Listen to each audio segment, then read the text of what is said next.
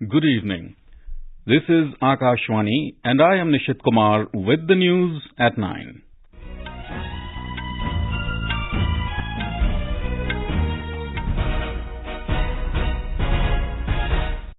The headlines. Karnataka Congress Legislature Party meeting underway in Bengaluru to elect its leader. IPS officer Praveen Sood appointed as the next Director of Central Bureau of Investigation. CISCE declares results of Class 10th and 12th examinations. Pass percentage of 12th is nearly 97%, while of Class 10th around 99%. Extremely severe cyclonic storm Mokcha makes a landfall in Myanmar's western coastline, causing widespread destruction.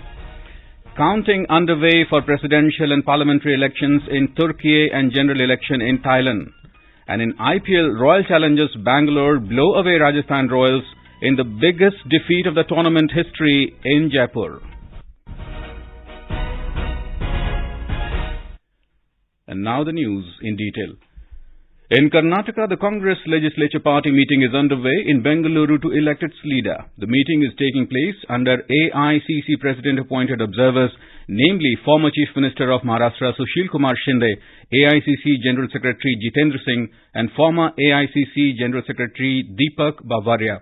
Briefing media persons today, Congress President Mallikarjun Kharge said that the observers will take the opinion of the newly elected legislators and brief the party high command about it. He added that the final decision would be taken by the High Command. We have more from our correspondent. The former Chief Minister Siddaramaiah and Congress State President D.K. Shivakumar are the front-runners in the race to the Chief Minister's post. The supporters of both the CM aspirants were involved in sloganeering outside the CLP meeting venue, demanding that their leader to be appointed as the next Chief Minister. Meanwhile, Deputy Election Commissioner Ajay Badu, the Karnataka State Chief Electoral Officer Manoj Kumar Meena, and other senior officers from the State Electoral Office met Governor Thawarchand Gehlot in Bengaluru today and handed over a copy of the notification containing the list of 224 newly elected members of the Karnataka Legislative Assembly. With Aditya Shukla, this is Sudhindra, Akashwani News, Bengaluru. The Congress got an absolute majority in the Assembly election results yesterday, winning 135 seats out of a total of 224. IPS officer Praveen Sood has been appointed as the next Director of the Central Bureau of Investigation (CBI) for a period of 2 years. Mr. Sood is currently serving as the Director General of Police of Karnataka. He will succeed incumbent CBI Director Subodh Kumar Jaiswal. The Defence Ministry has approved the fourth positive indigenization list of 928 strategically important line replacement units, subsystems, spares and components. Defence Minister Rajnath Singh has approved the fourth positive indigenization list with an import substitution value worth 715 crore rupees. It will promote Atmanirbharta in defence and minimize imports by defence public sector undertakings. Details of these items are available on Srijan portal. The Defence PSU will undertake the indigenization of these items through different routes under the Make category and in-house development through the capabilities of MSMEs and private Indian industry.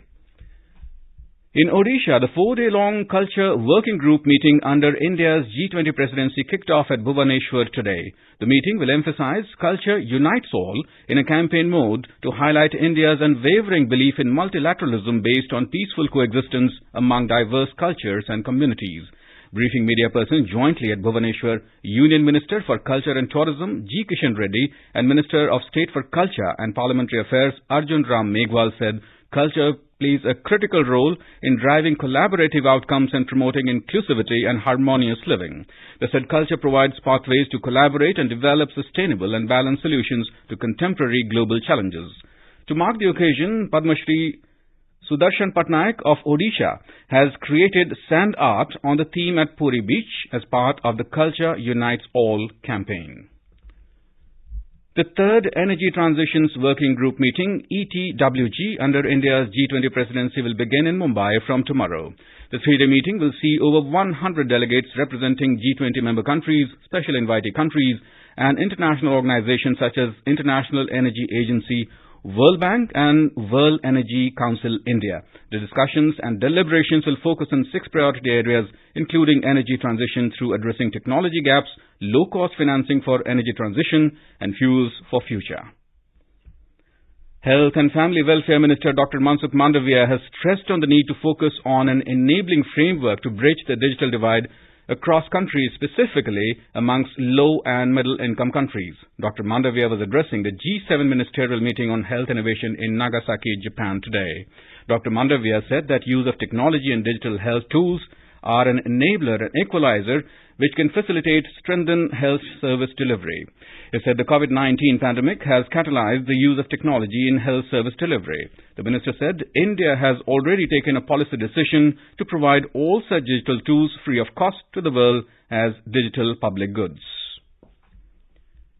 Prime Minister Narendra Modi had a meeting with Walmart CEO Doug McMillon. Replying to a tweet by Walmart, the Prime Minister said meeting with Mr. McMillon was a fruitful one. Mr. Modi said he had insightful discussions on different subjects. The Prime Minister said he is happy to see India emerge as an attractive destination for investment. The results of this year's ICSE Class 10th and ISC Class 12th examinations were declared today. Pass percentage of Class 10th is 98.94%, whereas that of 12th is 96.93%. Girls have once again done better than boys in both examinations. In Class 10th, girls' pass percentage is 99.21% and the boys is 98.71%. 98.01% girls have passed the Class 12th examinations and boys achieved a pass percentage of 95.96% in the same examination.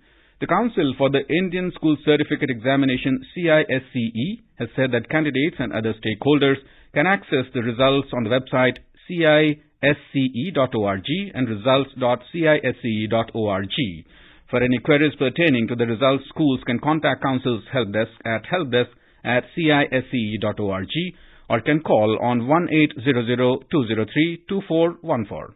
Individual candidates can apply for a recheck of the results using the Apply for Recheck button on the CISCE website. The recheck module will be available till the 21st of this month. In Manipur, suspected Kuki militants burned down around 10 houses last night in Torbang village under Bishnupur district. Speaking to media persons in Imphal this evening, security advisor to Manipur government Kuldeep Singh said 2 companies of the border security forces rushed to the spot to arrest the culprits. However, miscreants have already fled after torching the houses. Mr. Singh said that 73 people have died during the period of the mob violence. He said more than 26,300 people are taking shelter in over 170 relief camps in several locations. 1,800 houses were burned down during the violence. Chief Minister N. Biren Singh and President of the BJP Manipur Pradesh A. Sarada, along with some ministers, reached New Delhi this afternoon. They will meet central leaders and apprise of the present situation in the state. This is Akashwani giving you the news. For quick news updates around the clock, follow us on our Twitter handle at AIR News Alerts. Welcome back. Extremely severe cyclonic storm Mocha made a landfall along the western coastline near Sittwe in Myanmar. Country's meteorological department said wind speeds of up to 120 miles per hour are expected in the Rakhine coastal areas over the next 24 hours, while tides could rise up to 20 feet. Communication services in Rakhine province were disrupted in some areas as major telecom tower fell due to strong winds. Mobile phone connection has been lost in Sittwe, Kyau Kotwe, Mongdo, Mimbya and other areas in the northern Rakhine area. The Myanmar authorities have launched a massive emergency plan. Meanwhile, the main body of cyclone Mocha has crossed Bangladesh. Bangladesh Meteorological Department chief in Dhaka said the risk to Bangladesh has now decreased. More from our Dhaka correspondent.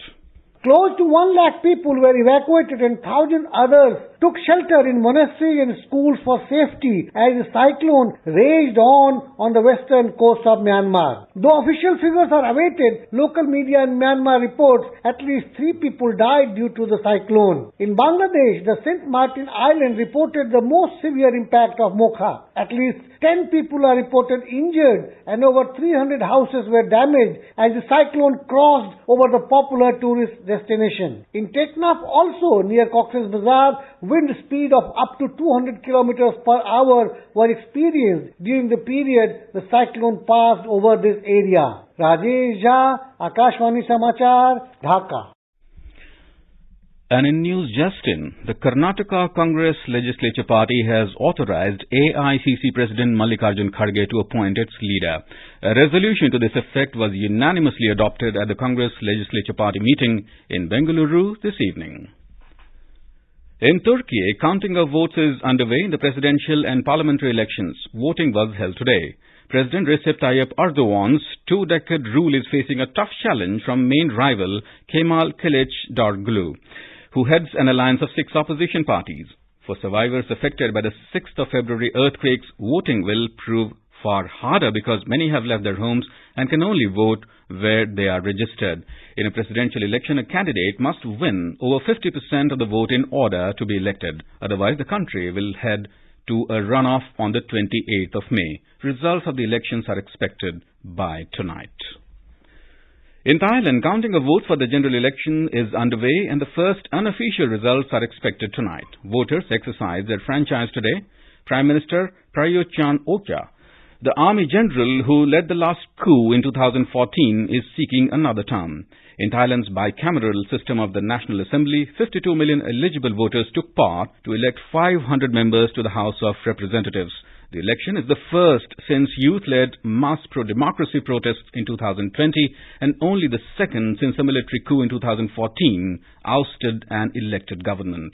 Chan-o-cha is facing a strong challenge from anti-military parties. Foreign investors pumped in over 23,000 crore rupees into the Indian equity markets in the first 2 weeks of May. As per the depository's data, the foreign portfolio investors or FPIs invested 23,152 crore rupees in equities in the first fortnight of May. FPIs also invested 68 crore rupees in the debt market during the same period in May. This came following a net infusion of nearly 12,000 crore rupees in equities in April and nearly 8,000 crore rupees in March. Minister of State for Information and Broadcasting Dr. L. Murugan will lead an Indian delegation to Cannes International Film Festival from the 16th to 27th of this month. He will be accompanied by filmmaker Guneet Monga of the Elephant Whisperers fame, Indian actresses Manushi Chiller, Isha Gupta and acclaimed Manipuri actor Kangabam Tomba. INB Minister Anurag Singh Thakur will address the inaugural session through a video message. In IPL cricket, Rajasthan Royals suffered the tournament's biggest defeat today as they were crushed by Royal Challengers Bangalore by 112 runs in Jaipur. After winning the toss and electing to bat, Royal Challengers Bangalore scored 170 runs in the stipulated 20 overs. In response, the Rajasthan Royals' chase never got going as Royal Challengers Bangalore bowlers inflicted continuous breakthroughs as the Rajasthan Royals were bundled out for a paltry 59 in 10.3 overs, resulting in a 112 runs loss to Rajasthan Royals Bangalore.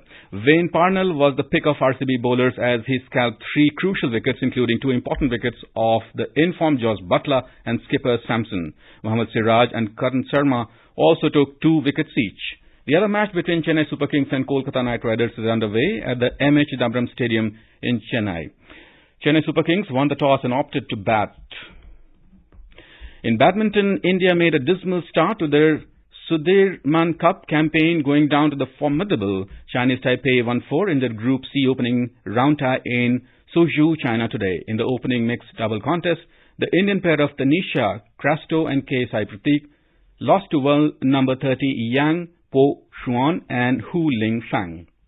World number 9 H.S. Pranay lost to world number 5 Shou Tien Chen as India lagged 0-2 after the first 2 matches. PV Sindhu then lost to former world number 1 Tai Zhu Ying in the women's singles event. However, in the women's doubles, Trisha Jolie and P. Gayatri Gopichan eked out a 21-15, 18-21, 13-21 win over Li Xianxin and Teng Chu-shun to help India avoid a clean sweep. And now, before we end the bulletin, the headlines once again. Karnataka Congress Legislature Party authorizes AICC President Mallikarjun Kharge to appoint its leader. IPS officer Praveen Sood appointed as the next director of Central Bureau of Investigation. CISE declares results of Class 10th and 12th examinations. Pass percentage of 12th is nearly 97%, while at Class 10th around 99%. Extremely severe cyclonic storm Mocha makes a landfall in Myanmar's western coastline, causing widespread destruction.